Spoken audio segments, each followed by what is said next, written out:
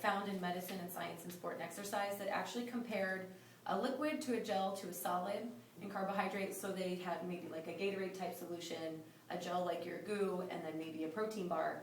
And it actually found that the gel was absorbed the quickest.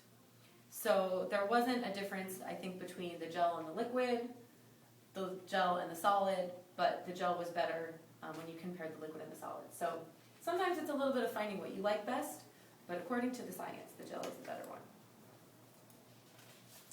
Next, please. Okay, so now on to the water.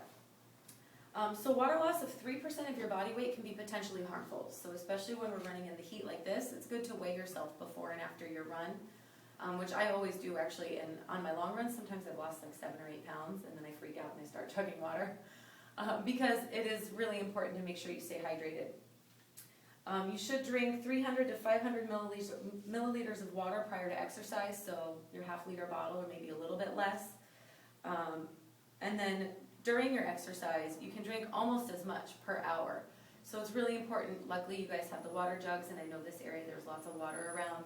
Water fountains, making sure you have a water bottle to take with you to make sure that you're getting enough water. And then staying hydrated all the rest of the day before. It's not just about before, during, and after the run that day, but a lot of times your habits that you have on your days off and all the regular days when you're not doing your long training runs matter just as much. So if we talk about our post-exercise nutrition for our long runs, next please. During training, it's good to have 1 to 1.5 grams per kilogram within 30 minutes and every 2 hours after your exercise.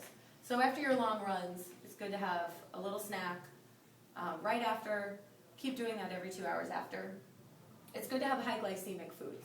So if you've heard of the glycemic index, generally for an insulin response to prevent diabetes, we're looking for things that have low insulin response. But when we're trying to replenish our calories after an intense training run, we actually want to consume something that our bodies are going to absorb very quickly.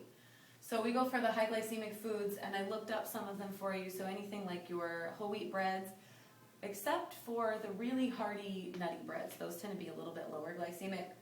Cereal, banana, watermelon, but other fruits like strawberries, apples, those tend to have a lower glycemic index, so our bodies are going to access the energy in those a little bit slower.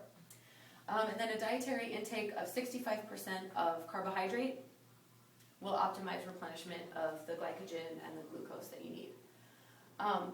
Post-race, and I thought this was interesting in the exercise physiology book that I was reviewing while I was putting this together, it said post-race, replenishment is not as critical.